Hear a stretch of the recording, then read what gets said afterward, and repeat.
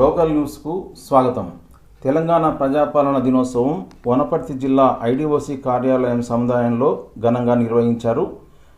వనపర్తి జిల్లా కలెక్టర్ ఆదర్శ సురభి అధ్యక్షతన జరిగిన ఈ కార్యక్రమంలో తెలంగాణ రాష్ట్ర షెడ్యూల్డ్ కులాల కోఆపరేటివ్ డెవలప్మెంట్ కార్పొరేషన్ చైర్పర్సన్ ఎన్ ప్రీతం జాతీయ పతాకాన్ని ఆవిష్కరించారు. ఈ కార్యక్రమంలో నాగర్ కర్నూల్ పార్లమెంటు సభ్యులు డాక్టర్ మల్లు రవి, వనపర్తి శాసనసభ్యులు తూడి మేఘారెడ్డి పాల్గొన్నారు. ముందుగా అమరవీరుల స్తూపానికి వారు పుష్పాంజలి ఘటించారు. స్వాతంత్ర సమరయోధుల కుటుంబ సభ్యులను, తెలంగాణ ఉద్యమంలో పనిచేసిన వారిని వారు ఈ సందర్భంగా ఘనంగా సత్కరించారు. ఈ కార్యక్రమంలో చిన్నారుల నృత్యాలు అందరినీ అలరించాయి. జిల్లాలో వేదిక ముందుకొచ్చి తాము ప్రదర్శించే నృత్యం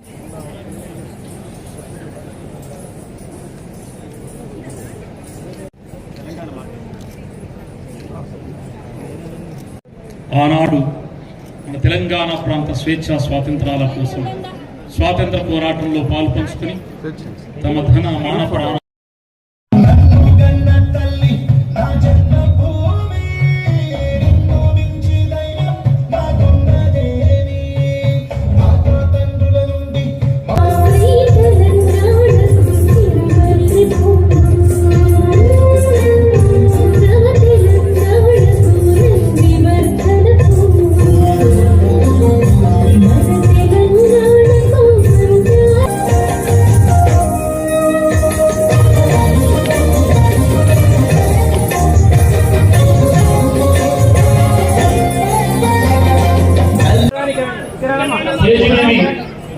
వనపర్తి చిన్నారులు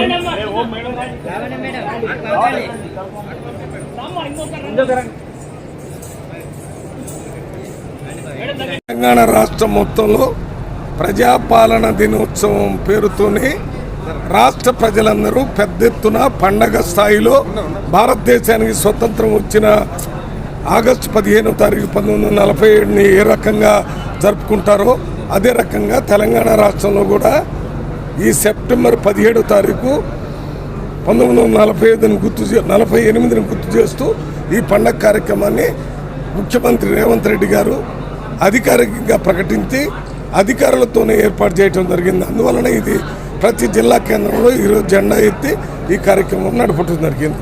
ఈ సందర్భంగా ముఖ్యమంత్రి గారు ఇచ్చినటువంటి గ్యారంటీల్లో ముఖ్యమైనది ఈ 500 రూపాయలకు గ్యాస్ సిలిండర్ ఇచ్చే కార్యక్రమం ఒకటి, మహిళలందరికీ ఇక్కడ రమ్మా అందరికీ ఫ్రీ బస్ ఛార్జ్, బస్సుల్లో ప్రయాణం చేసే అవకాశం, దాంతోపాటు 200 యూనిట్స్ కరెంటు ఫ్రీగా ఇచ్చే కార్యక్రమం, దాంతోపాటు 5 లక్షల రూపాయలతో ఇందిరేణులు ఇవ్వటం, అవి కాకుండా ఇంకా 5 లక్షల రూపాయల ఇంతకుముందు ఆరోగ్యశ్రీ ఉంటే ఇప్పుడు 10 లక్షల రూపాయలతో వారికి ఆరోగ్యానికి సంబంధించిన బిల్లులు క్లియర్ చేయడానికి ముఖ్యమంత్రి గారు ఇవ్వటం జరిగింది.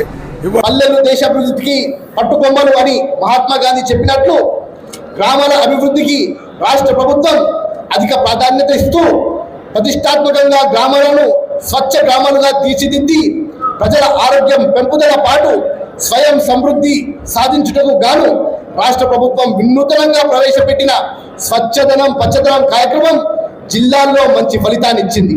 ఈ కార్యక్రమంలో జిల్లాలోని ప్రజలు, ప్రజాప్రతినిధులు, యువత, మహిళలు, అధికారులు పెద్ద ఎత్తున భాగస్వాములై గ్రామాలను పరిశుభ్రంగా తీర్చిదిద్దడం జరిగింది. విద్యా వ్యవస్థలో విప్లవాత్మకమైన మార్పులు. తెలంగాణలో విద్యా వ్యవస్థను మెరుగుపరచడానికి తెలంగాణ విద్యా కమిషన్ ప్రభుత్వం ఏర్పాటు చేసింది. అంగన్వాడీలను ప్రీ ప్రైమరీ స్కూల్స్గా మార్చబోతున్నాం. ప్రాథమిక పాఠశాలలు మొదలు విశ్వవిద్యాలయాల వరకు నాణ్యమైన విద్యా బోధన, నైపుణ్య శిక్ష, ఉపాధి కల్పనకు ఒక మిషన్ మోడ్లో చేయాలనే సంకల్పం ప్రభుత్వానికి ఉంది.